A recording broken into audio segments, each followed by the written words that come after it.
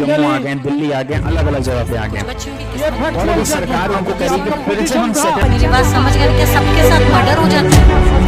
क्या सारी बहुएं जला के मार दी जाती? नमस्कार दोस्तों, मैं विजेंद्र सिंह परमार पाहुजा लॉ अकेडमी में आपका एक बार फिर से बहुत बहुत स्वागत करता हूं। और आज मैं आपके साथ माननीय सर्वोच्च न्यायालय के एक रीसेंट और लैंडमार्क जजमेंट के बारे में डिस्कस करने जा रहा हूं। जी हाँ, आप मेरे पीछे हेडिंग देख पा रहे होंगे, watching child pornography offence under POCSO. जी हाँ, चाइल्ड पोर्नोग्राफी इवन दो पहले से ही ये ऑफेंस था, लेकिन इसको स्टोर करना ऑफेंस था। लेकिन अब जो है, यदि आप ऑनलाइन नेट पर, इंटरनेट पर भी चाइल्ड पोर्नोग्राफी देखते हैं या कोई भी ऐसी पोर्नोग्राफी जिसमें किसी भी 18 साल से कम के बच्चे को इंक्लूड किया गया है, तो मात्र वॉचिंग भी, सिर्फ देखना भर भी आपके लिए ये पनिशेबल बनाया गया है। और ये ऐसा माना जाएगा कि आपने अपराध किया है। Prevention of child from sexual offences 2012 POCSO जिसको बोलते हैं, पॉक्सो की धारा 15(1) के तहत ये माना जाएगा कि आप उसको स्टोर कर रहे हैं। ऐसा क्यों कहा गया? ऐसा इसीलिए कहा गया कि जब भी आप ऑनलाइन मोड में वीडियोस को देखते हैं, तब उस ड्यूरेशन में कहीं ना कहीं आपका उस पर कंस्ट्रक्टिव पोजेशन होता है।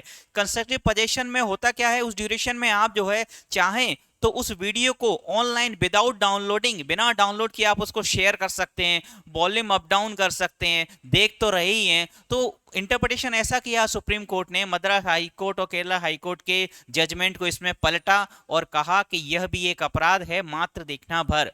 अब इसमें कुछ समस्याएं ऐसी आ रही थी, जो एडवोकेट्स थे उन्होंने ये पिली ली कि वाई द वे कई बार ऐसा होता है कि कोई भी आपके पास एक अननोन लिंक आई और आपने उसे बाय मिस्टेक ओपन कर दिया।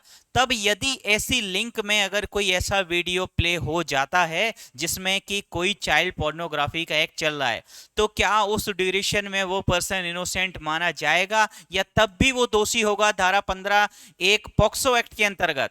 तब इस मामले में भी माननीय सर्वोच्च न्यायालय ने बड़े ही सुंदर तरीके से और एक दृष्टांत देते हुए कहा, दो अलग अलग दृष्टांत दिए, उनमें इस चीज को फैक्चुअल कॉन्सेप्ट बिल्कुल क्लियरिटी की और कहा कि मान लीजिए यदि आपके पास कोई लिंक आती है, अननोन लिंक आती है और आपने उसे ओपन कर दिया और उसमें अगर चाइल्ड पोर्नोग्राफी का एक्ट अगर कोई भी ओपन होता है, तब ऐसी कंडीशन में यदि आप उसको कंटिन्यूअसली देखते रहते हैं तब तो आप ऑफेंस कमिट करते हैं। लेकिन आपने जैसे ही ओपन किया और आपकी नॉलेज में आ गया, आपके संज्ञान में आ गया कि चाइल्ड पोर्नोग्राफी वहां हो रही है, तो तुरंत यदि आप एग्जिट कर देते हैं, नंबर 1, तो आप पनिशेबल नहीं होंगे, आप इनोसेंट आएंगे। दूसरी एक महत्वपूर्ण शर्त और लगाई गई, वो शर्त ये थी कि आपको ना कि एग्जिट कर देना है उस वेबसाइट से, उस वीडियो से, आपको साथ ही साथ अथॉरिटीज को भी इन्फॉर्म करना पड़ेगा। जी हाँ, जो भी संबंधित से अथॉरिटीज हैं, पॉक्सो एक्ट में अथॉरिटीज बताई गई हैं, नियर बाई पुलिस है, आप वहां पर जाके बताएंगे कि आपके पास ऐसी कोई लिंक आई थी जिसमें चाइल्ड पोर्नोग्राफी इन्वॉल्व थी।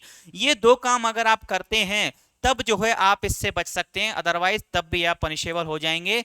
तो मैं सभी को जागरूक करना चाहूंगा, यही कहूंगा कि कोई भी अननोन लिंक जो है खोलने का प्रयास ना करें जब तक कि नोन अथॉरिटीज, नोन सोर्सेज से आपके पास कोई लिंक नहीं आती है, उसे ओपन ना करें, उससे बचने का प्रयास करें। अब जुडिशरी पॉइंट ऑफ व्यू से हमारे लिए महत्वपूर्ण बात, जितना कि समझना कॉन्सेप्ट है, उतना ही समझना यह भी है कि ये कॉन्सेप्ट आया किस केस लॉ में, क्योंकि अपकमिंग एग्जाम में आपके कॉन्सेप्ट तो पूछे ही जा सकते हैं, साथ ही साथ ये भी पूछा जा सकता है, इंटरव्यू में पूछा जा सकता है कि बताइए ये जो कॉन्सेप्ट आया वो किस केस में आया।